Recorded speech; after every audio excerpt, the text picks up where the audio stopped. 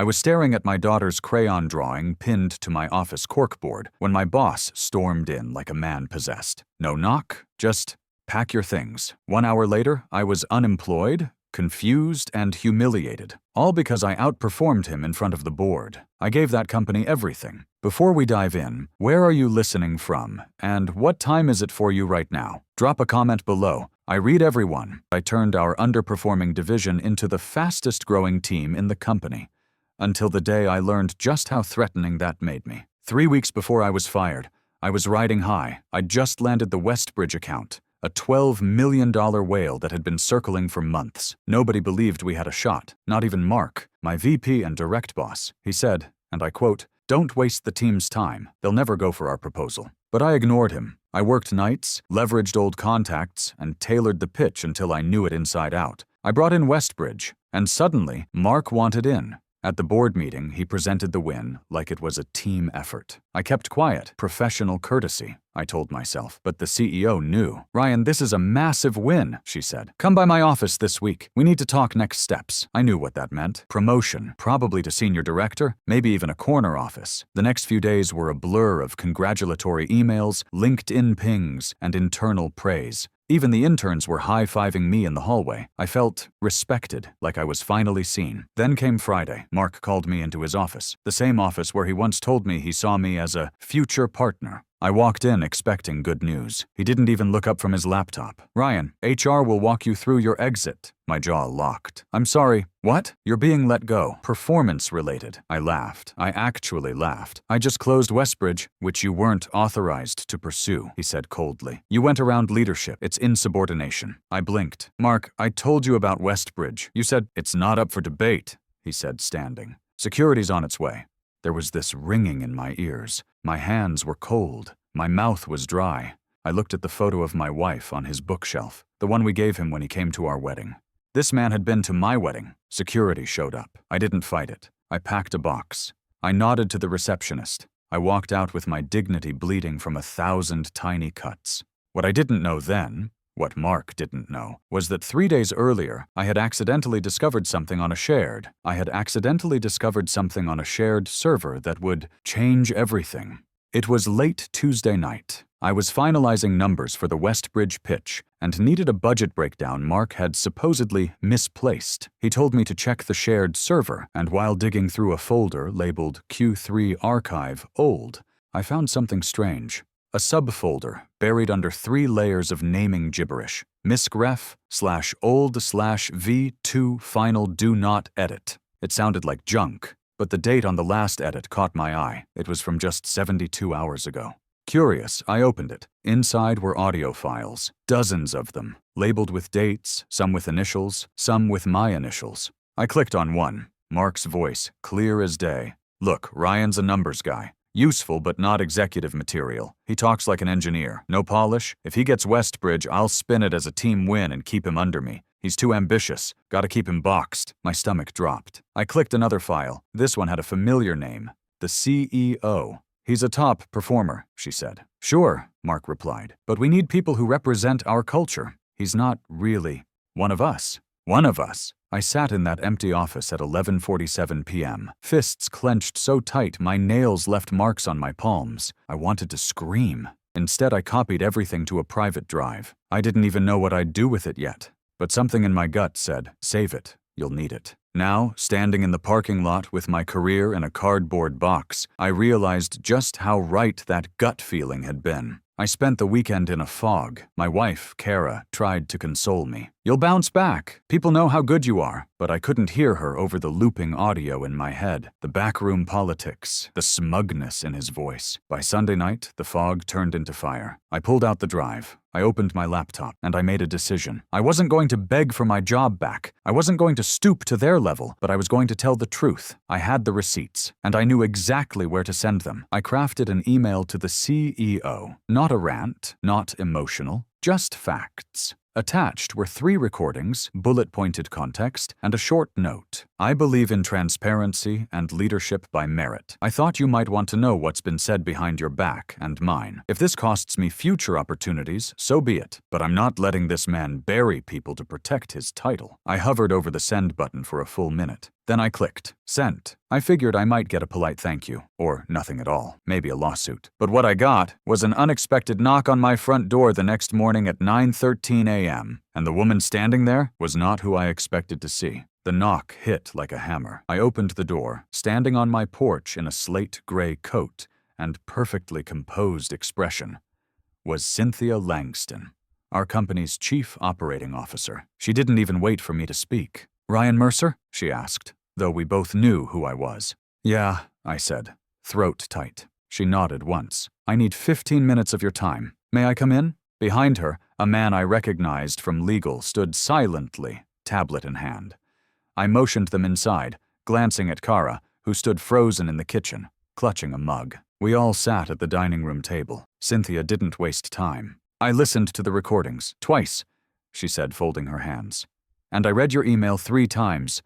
You were smart to document what you did, and even smarter not to distribute it publicly." I stayed quiet. What Mark said in those clips is damning, elitist, manipulative. He misrepresented your actions to leadership, overstepped authority, and jeopardized our relationship with Westbridge. The board won't be pleased, I finally spoke. "So, what does that mean for me?" She gave a faint smile. "It means this isn't over." The man from legal slid a document toward me. "This is a preliminary NDA," he said. "Standard protection during internal investigations. If you sign, you're agreeing to confidentiality for 30 days while we take action." Kara frowned. "Are they trying to silence you?" Cynthia shook her head. "Number, quite the opposite. This is how we clean house." I read the document. It wasn't a gag order. It was insurance for them, but also for me. It meant they were serious. I signed. Cynthia stood, adjusting her coat. "You'll hear from me in a week. Until then, lay low, let us handle it." And just like that, they left. I didn't go back to bed. I sat there, staring at the grain of the wood on my dining table, wondering what I'd just started. I had no job, no guarantees, and now a legal agreement hanging over my head. But for the first time in days, I didn't feel powerless. That night, I got a LinkedIn message from someone I hadn't spoken to in 5 years, Maya Levine, former colleague, now head of business development at one of our top competitors. "Saw what happened? Rumor mill's going wild. Let me know if you're open to a conversation. No pressure." I froze. How the hell did she already know? Then it hit me. I hadn't leaked the files, but someone inside must have. And if this was leaking from the inside, that meant the company wasn't just investigating Mark. They were preparing to expose him, maybe even more. I didn't sleep that night. I kept replaying Maya's message in my head. "Rumor mill's going wild." It was like I'd dropped a match in a room full of gasoline, and somewhere inside the company things were beginning to burn. By Monday, my inbox was buzzing, quiet messages from old co-workers, some I hadn't spoken to in months. "Dude, is it true what I heard about Mark? He's been in closed-door meetings all morning. HR looks spooked. Whatever you did, thank you." Turns out I wasn't the only one Mark had burned.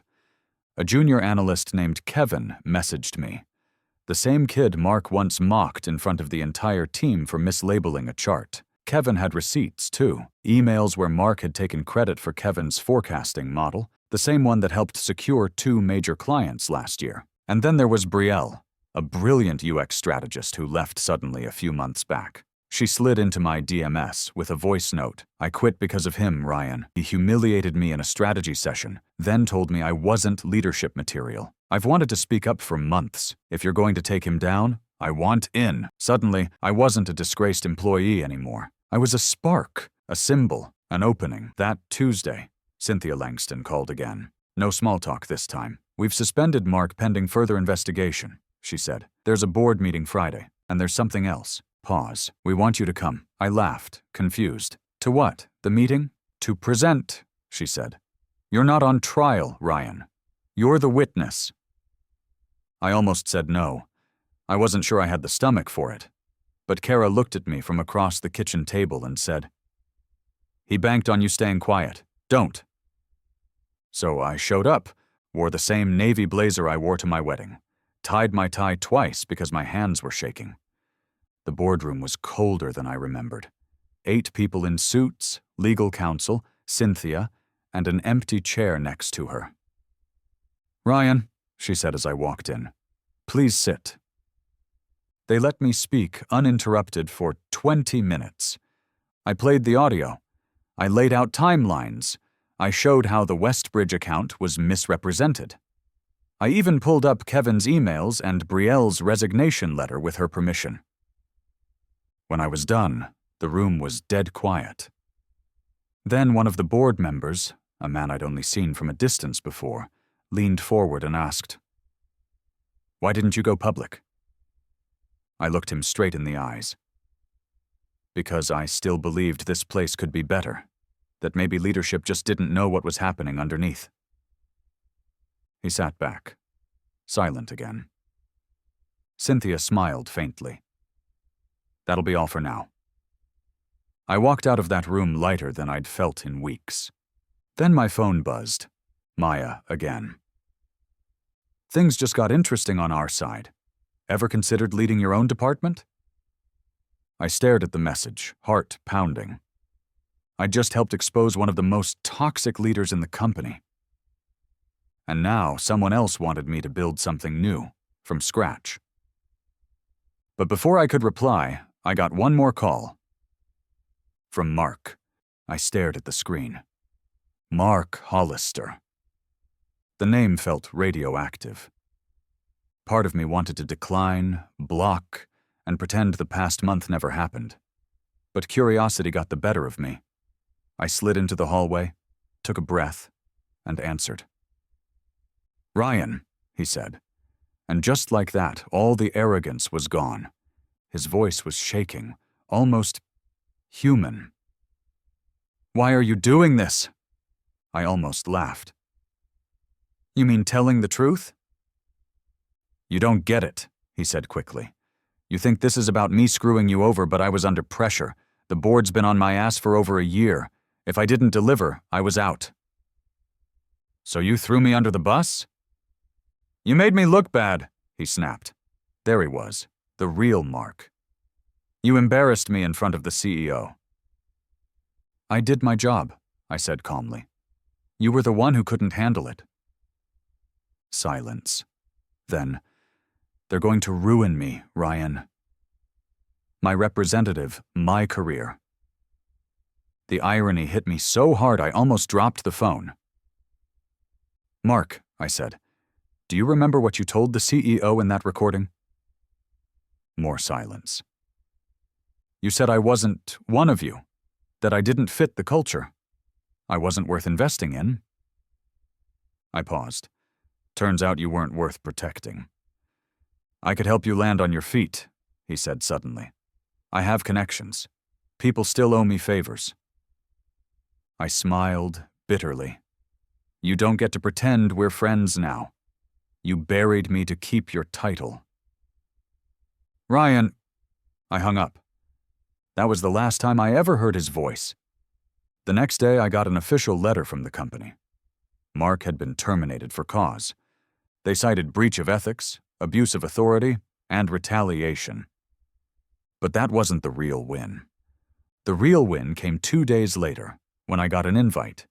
Not from Cynthia, not from HR, but from the CEO herself. "We'd like to offer you a new role," she wrote. "Head of Strategic Innovation, full autonomy, build your own team, report directly to me." I sat back in my chair, stunned. It wasn't just a promotion. It was validation. They saw me now, fully. And just when I thought things couldn't twist any harder, I got another message from Maya. "Timing's wild, but if you're seriously considering a move, we'd double whatever offer you're getting. You'd be starting with a clean slate. Say the word." 2 offers, 2 futures. One born from redemption, one born from reinvention. And only one version of me could walk forward. So I asked myself, did I want to rebuild where I was betrayed? Or start over somewhere new, as the man I'd fought to become? I didn't answer either offer right away. I went dark for 2 days, took Kara to the mountains, left my phone in the glove box. No LinkedIn, no emails, no reminders of who I had to be. I needed space. Not just to think, to feel everything that had happened. I'd been fired, humiliated, underestimated, and then, one by one, the dominoes fell. Mark's termination made headlines in our industry circles. A mid-tier blog ran the story, anonymously sourced, but obvious to anyone paying attention. The phrases executive misconduct and internal whistleblower made the rounds. I didn't need to say a word. The people who knew. When we got back to the city, I met with Maya first. We grabbed coffee at a sleek little place she liked in Soma. She came in sharp, blazer, calm eyes, someone who didn't flinch in meetings or miss details. She slid a folder across the table. "Your title would be VP of Product Strategy," she said.